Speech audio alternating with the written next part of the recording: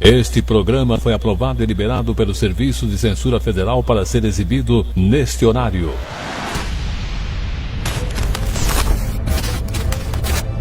Depois que fecha o portão, só vejo medo e tensão. Opressão, repressão, prende sua respiração. Sempre a mesma visão, sempre a mesma lição. Olho torto é vala, cala a boca e segue a missão. Sei que não. Porque ontem às 2 da manhã o diretor entrou com uma equipe de policiais penais e mandou uma cela do CRPP2, Centro de Recuperação Penitenciária do Pará, tem capacidade para 2 presos. Ele colocou 40 presos em cada cela, todos nus. Lá, esse diretor lá foi dando com aquele cacetete enorme, ele me jogou lá de cima do banheiro lá, eu caí e quebrei minha cabeça lá. Tá me comendo no meu estômago, parei me matar. Bateram no teu rosto? Bateram, tô sentindo isso. E agora eles estão tudo com medo, né?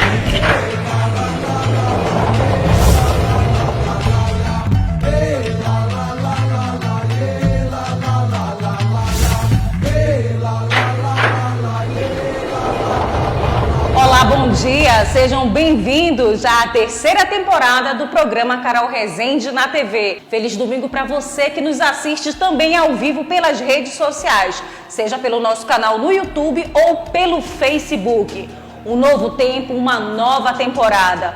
O programa Carol Rezende na TV trará para você o melhor da comunicação, da política, da economia e das denúncias que acontecem aqui no estado do Pará, que vai trazer informações para você e trará luz sobre aquilo que está na escuridão, aquilo que está oculto. É isso mesmo, você vai saber o que está acontecendo por trás das grades do Complexo Penitenciário do Estado do Pará. Recebemos uma grave denúncia que envolve o capitão da Polícia Militar, Carlos Alex Valino, que está como diretor do Centro Penitenciário de Recuperação do Estado do Pará. São denúncias graves que envolvem crimes de tortura e abuso de autoridade. Então, não sai daí, porque o programa Carol Rezende na TV, 3ª temporada, está no ar. A Constituição brasileira, segundo o artigo 5º, proíbe crimes de tortura.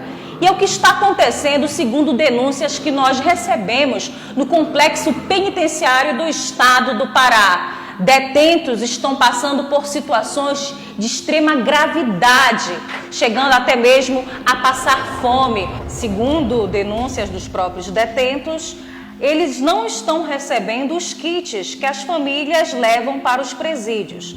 Também alegam burocracia nesta entrega. Uma de outras das suas reclamações são as retiradas dos colchões, a falta de medicação, a falta de uniforme e calçado, falta de pasta de dente, falta de atendimento médico, falta de remédios para as doenças crônicas como o AIDS. Também alegam que os familiares são obrigados a receber fardamentos para as visitas. Presos que são considerados lideranças estão sofrendo ameaças. Outra denúncia importante é a atuação descontrolada do COP. E para nos relatar o que está acontecendo no Centro de Recuperação Penitenciário do Estado do Pará, nós recebemos a denúncia e também estivemos realizando esta entrevista com a advogada criminalista, doutora Erna Azevedo, que você irá acompanhar agora com exclusividade aqui para o nosso programa tudo o que está acontecendo e que a sociedade não está sabendo. Crimes de tortura e abuso de autoridade com detentos no estado do Pará.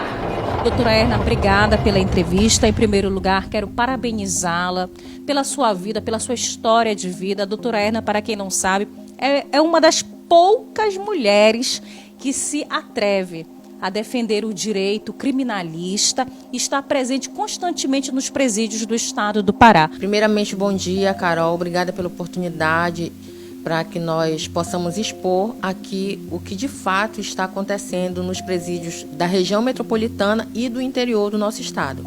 Doutora Erna, como você tomou ciência desses fatos que envolvem possíveis casos de tortura e também de abuso de autoridade, o qual está sendo acusado o diretor do Centro de Recuperação Penitenciário do Estado do Pará? Então, Carol, Anteriormente, quando a intervenção federal estava no Complexo Penitenciário de Santa Isabel, já foi feita uma denúncia pelo Ministério Público Federal a respeito dessas torturas. Os federais saíram do complexo, mas treinaram uma outra equipe, que se chama COP. Né? E alguns diretores de presídios, eles fazem parte desse COP e outros não. Ocorre que o próprio sistema, em que pese legalmente o advogado ele tem a prerrogativa de se entrevistar pessoalmente com seu cliente a qualquer hora do dia ou da noite, em qualquer lugar, ainda que isolado esteja esse cliente, a SEAP, Secretaria de Administração Penitenciária do Estado do Pará, ela criou um sistema de agendamento, no qual eu só consigo falar com 5 presos, né, por dia, durante 20 minutos. Agendei dia 5 de maio para falar com meus clientes, e quando eu fui me entrevistar com o cliente começou a chorar. E é muito difícil, já é difícil você ver uma pessoa normal chorando, comum, né? Do nosso dia a dia. Você imagina uma pessoa que não te conhece, não é íntima, de repente se abrir para você para contar. Ele falou: doutora, o Renato está baleado. Aí eu falei: Renato? Que Renato? O Renato Furtado Pantoja, seu cliente. Aí eu falei: baleado, mas baleado como? Ele falou: doutora, é porque ontem às 2 da manhã o diretor entrou com uma equipe de policiais penais e mandou uma cela do CRPP2, Centro de Recuperação Penitenciária do Pará, tem capacidade para 2 presos. Ele colocou 40 presos em cada cela, todos nus.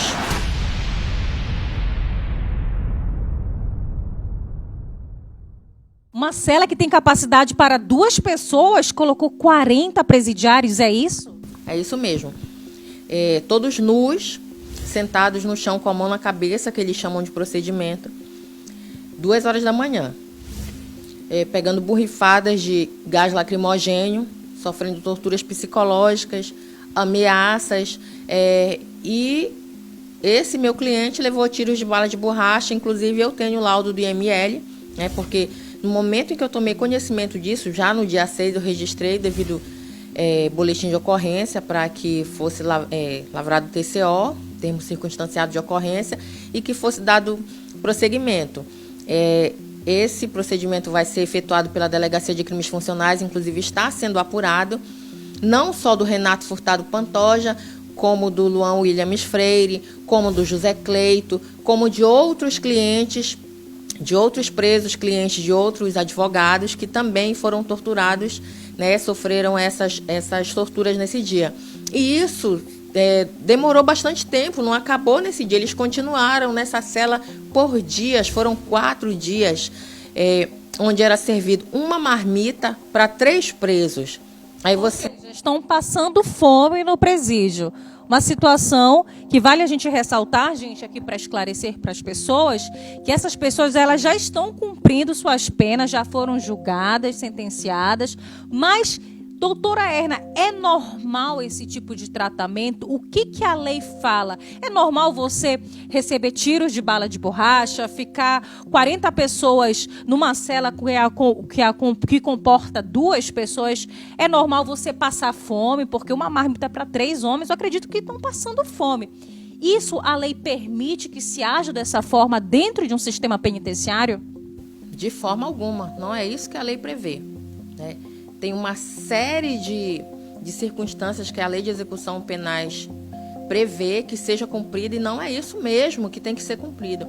O que ocorre? O Código Penal, a própria Constituição brasileira, ninguém será submetido a nenhum tratamento desumano e degradante. Você imagina, uma pessoa passar fome é desumano e é degradante. Uma pessoa ficar no frio, sentada no chão, apanhando. Há relatos que o próprio diretor do Centro de Recuperação Penitenciária do Estado do Pará, ele teria pegado a cabeça de um dos presidiários e batido contra uma pedra. Isso é verdade? Se é verdade, eu não posso afirmar, mas que esse relato há porque o próprio preso me relatou. Se chama José Cleito. Inclusive, esse preso está sendo perseguido no Centro de Recuperação Penitenciária do Pará, sob a alegação de que a inteligência da SEAP tem informações. Eu diligenciei até o Centro de Recuperação Penitenciária do Pará para saber sobre qual inquérito está albergada essa investigação, né, para coagir esse preso, para tomar esse preso como liderança criminosa. E eu fui informada pelo agente prisional que não há inquérito algum. Então, eu não sei em que se subsidiam, porque, segundo os meus clientes, quando acontecem essas torturas, esses maus tratos, essas lesões corporais, todos, tanto o diretor quanto quem efetua isso aí, diz que tem total respaldo do secretário de Segurança Pública e do governador do estado.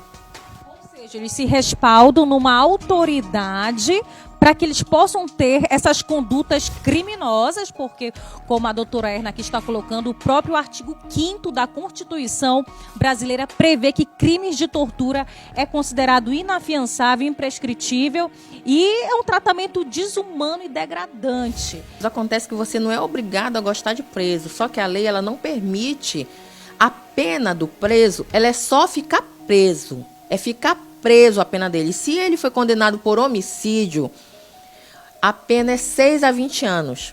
É ficar preso, não é passar fome, não é passar frio, não é ficar sem colchão, não é ficar sem remédio, não é ficar sem atendimento médico, não é poder deixar de se entrevistar com seu advogado, não é ficar sem visita da família, entendeu? Não tem nada a ver. Inclusive, a própria família é penalizada, porque a nossa Constituição garante que nenhuma pena passará da pessoa do condenado. Agora, o que eles fazem? Submetem as esposas, as mães, os pais, os tios, os filhos a vestir um uniforme, uma camiseta branca e uma calça rosa ou azul, para caminhar longas distâncias. Não sei se você já teve a oportunidade de verificar, o complexo é uma cidade. Tem 9 presídios dentro do complexo de Santa Isabel. Então, é uma área muito grande que eles têm que ir caminhando para deixar um sabonete, uma toalha, duas cuecas para esse preso por uma única vez no mês. E pasme, o que acontece? Nem sempre isso é entregue, porque a punição deles é não receber. Ou seja, eles retiram, um exemplo, o colchão desse preso para torturar, porque é tortura você colocar uma pessoa para dormir no chão frio. Retiram, dizem que o colchão está danificado, que o Estado vai prover, mas eles não permitem que a família compre esse colchão. Além do Estado não prover, eles não permitem que a família compre um uniforme, que a família compre uma sandália, porque os presos eles ficam descalços. Quando os presos vão cortar o cabelo, com aquela lâmina que corta na cabeça de todo mundo, ou seja, se um tiver uma doença que for transmissível pelo sangue e cortar o outro, essa outra pessoa já está contaminada. Então, o que eu percebo nas redes sociais, por exemplo, a CEAP, ela posta algumas matérias de reintegração, reinserção social, mas na verdade isso tudo é utopia. Por exemplo, as pessoas dizem assim, o preso ele tem realmente que trabalhar para pagar sua pena, para indenizar pessoas. Correto, perfeito, seria perfeito se essa utopia virasse realidade. Ocorre que quando surge uma vaga de emprego, surge para 20. Aí você imagina na colônia penal agrícola de Santa Isabel, que tem quase 2.000 presos. Aí surgem 20 vagas. E os outros? Por que eles não têm essa oportunidade? Como será que esses 20 conseguem essa vaga para trabalhar? Né? Essas lacunas, elas ficam entreabertas aí, sem a gente saber o que pode ser feito nessa situação. Diante do contexto da pandemia mundial, qual é a alegação? Como é que esses presos são tratados nesse contexto que nós estamos vivendo da pandemia? Então, a primeira coisa que foi suspensa, obviamente, nós entendemos, para manter o distanciamento social até aqui, entre nós, né, em que pese estejamos ainda na pandemia, mas estamos mantendo o distanciamento social, inclusive aqui no estúdio. As visitas foram suspensas. Aí foi lançado a televisita. Mas o que acontece na televisita? Você há de convir comigo que a visita, a conversa entre o preso e o familiar, ela é entre eles. Mas só que é uma visita virtual, fica tudo gravado. As visitas até hoje, desde que iniciou a pandemia, ainda não retornaram. Né?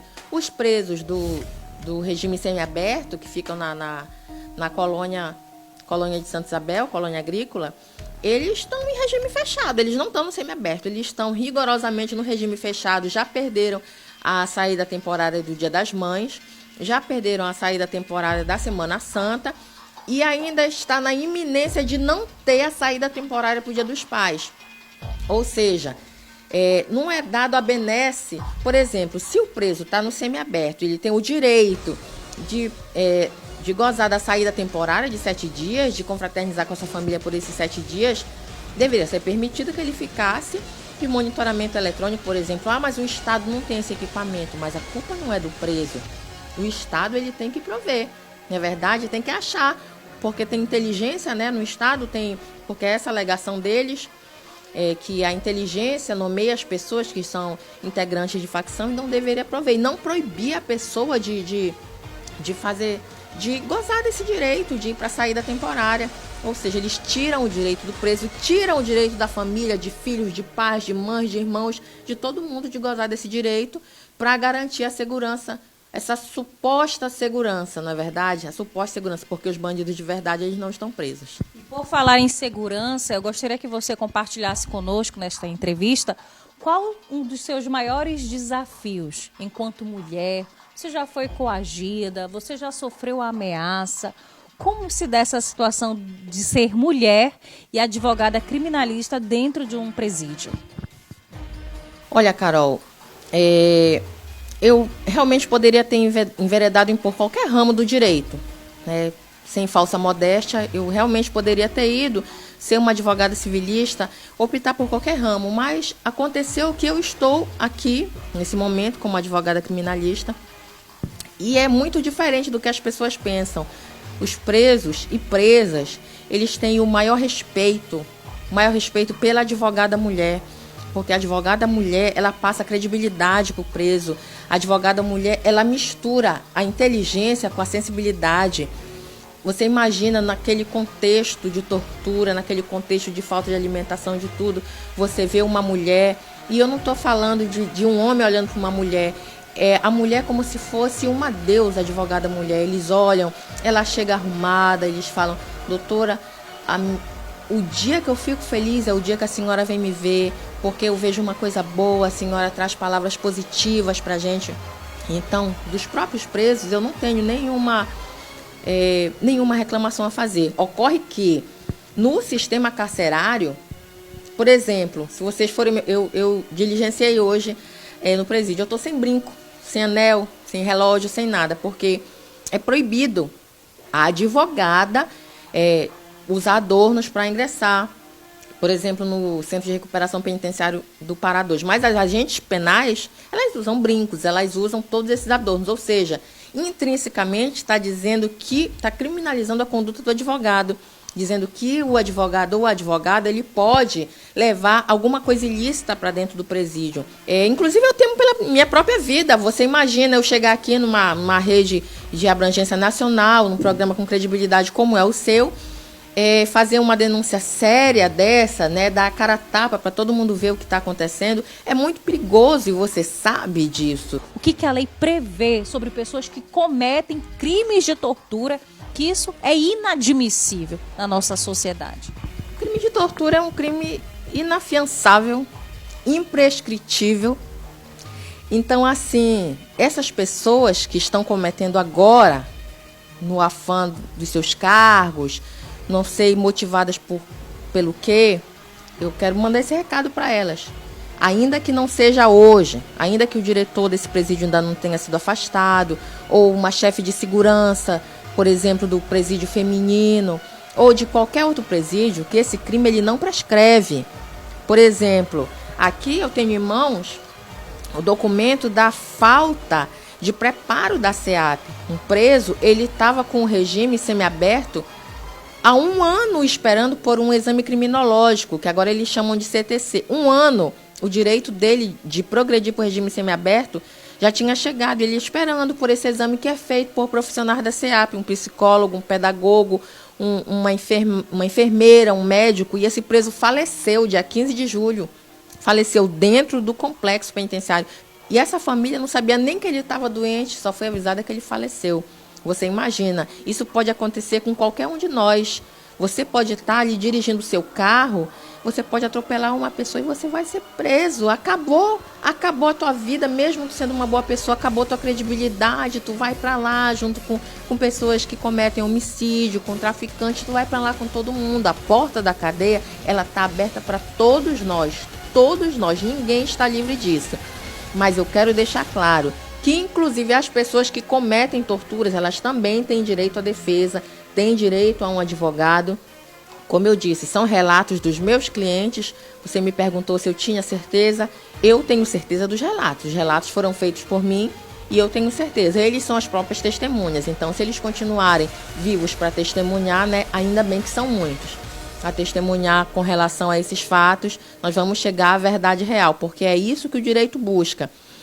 Só o fato de eles não estarem fazendo nada, né, estarem dormindo 2 horas da manhã e seriam obrigados a tirar a roupa, sentar no chão, com a mão na cabeça, levando borrifadas de spray de pimenta, não comendo, e quando comem uma comida, o frango vai cru, por exemplo, levando os tiros de bala de borracha sem fazer nada, tanto que os tiros ferem as mãos, teve um que ficou com tiro na cabeça, e torturas psicológicas, por exemplo, porque tem 2 pavilhões no Centro de Recuperação Penitenciária do Pará 2, CRPP2, que são tidos como lideranças criminosas. Nesses 2 pavilhões ficam os presos que supostamente são de alta periculosidade. Esses presos, eles sofrem ameaças ininterruptamente. Você se recorda, tem um preso lá chamado John Herbert, que a família dele não mora mais aqui e esses presos, eles são ameaçados que se porventura acontecer algum crime aqui fora, eles vão sofrer as consequências lá dentro. Esses são os relatos dele, que eles são ameaçados. Se acontecer alguma coisa, algum crime, ainda que não tenha nada, nenhum vínculo, nenhum liame subjetivo entre vocês, mas se porventura acontecer algum crime lá fora, algum policial morrer, algum crime hediondo, a culpa é de vocês, porque vocês são lideranças criminosas supostamente com subsídio investigações da inteligência da SEAP, porque o Judiciário do Pará, agora, ele se baseia na inteligência da SEAP, ou seja, se porventura eu quiser transferir um preso, cliente meu, que a família mora em Santarém, eu peticiono para o juiz da execução, se o preso for condenado, o juiz diz, promotor, apresentando as provas, comprovante de residência, o promotor diz, o Ministério Público dá o parecer favorável, o juiz diz, o juízo nada obsta se porventura a SEAP quiser se manifestar contrariamente, que se manifeste. O que a SEAP diz? Que esse preso é considerado de alta periculosidade e tem que ficar. Mas ela não diz por quê. Alta periculosidade por quê? Só diz que é com base em informações da inteligência. Esse documento, ele não é público. A inteligência não diz, ele é de alta periculosidade por isso, por aquilo. Olha só, a SEAP editou 2 portarias, inconstitucionais com certeza. Uma, que vai instalar escutas e câmeras nos parlatórios dos advogados. A SEAP instalou, você sabe que o preso ele tem direito de se comunicar com a sua família, de escrever uma carta. Instalou uma portaria 23 de 2020, que o preso não tem direito de escrever cartas para suas famílias, ou seja, se a família quiser que o preso, quiser ter notícias do seu preso, não está tendo visita, ressaltando o contexto, não está tendo visita, então essa família ela vai ficar sem notícia do seu familiar.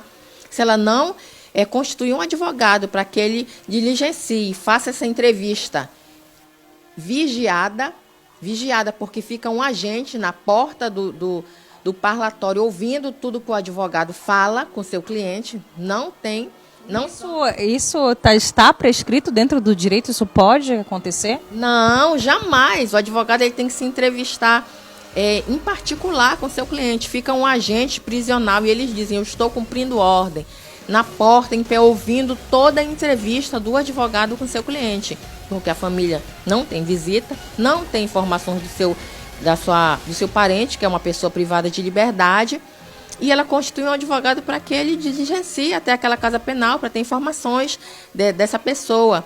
E esse advogado, nós da advocacia criminal, nós somos criminalizados, estamos no meio de todo esse contexto que acredito eu que nunca tenha acontecido. É uma coisa que é recorrente e está acontecendo em todos os presídios, inclusive no presídio feminino. Nós recebemos imagens de uma câmera escondida, aonde um dos detentos relata os atos de crueldade e tortura que vem sofrendo no complexo penitenciário do estado do Pará. Acompanhe agora comigo. Está machucada. Bateram no teu rosto? Bateram, tô sem sobrancelha aqui. Com o pé ou com a mão? E agora eles estão tudo com medo, entendeu? Eles te ameaçaram? Quando foi isso aí? Já 5 dias atrás. Mas por quê? Por nada, por causa de um alagamento da cela que eu fui questionar que alagou a cela lá, o cano quebrou. Aí eu falei que ela queria me mudar de cela. Aí eu trouxe pra cá. Já quando eu vi o cara pisar na minha cara com o dedo de carne, já derramou sangue na minha cara. Aí começaram a me dar garpinho. Quem fez isso contigo? Um brancão um brancão e um de barba. Tu sabe o nome deles? Não sei, mas eu vou procurar o crime de revolta no plantão deles aqui, esse plantão de hoje. Eles me tiraram, todos os plantões me tiraram à noite, me trouxeram pra cá pra frente, subiram em cima de mim, aí eu mandei eles me matar, quando eu não tava mais aguentando, de tanto eles me bateram, muita porrada. Nós ficamos 37, todo mundo na cela, passamos 4 dias, não comemos, não pagaram comida pra nós, nem café. Quase os caras então quase matando nós. O nosso questionamento é: até onde se vale o direito à vida? São todos que têm direito à vida. Esses detentos, eles já estão cumprindo sua sentença, estão pagando pelaquilo que cometeram. Mas quando se passa do ponto que você já está abusando do poder da autoridade que você tem e cometendo atos de tortura com seres humanos, isso é inadmissível. O crime de tortura é inafiançável e imprescritível. E nós pedimos que o diretor do Centro de Recuperação Penitenciária do Estado do Pará possa rever sua conduta e dar condições de humanidade para que essas pessoas possam cumprir suas sentenças. Então, a semana passada ele colocou 40 só numa cela. Não tinha nem como nós dormir. Teve irmão que caiu da pedra. Teve irmão que, quando eles entraram, entendeu? Já estava desmaiando, entendeu? Não tinha como nós dormir, fazer nada, nós não estava fazendo nada, entendeu? Quantos dias vocês ficaram lá? Entendeu? Quantos dias? Nós passamos 3 dias, 3 noites, entendeu? Dentro da cela, você não está fazendo nada, entendeu?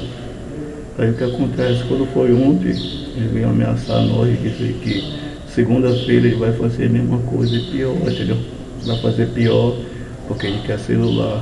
E não tem celular, entendeu?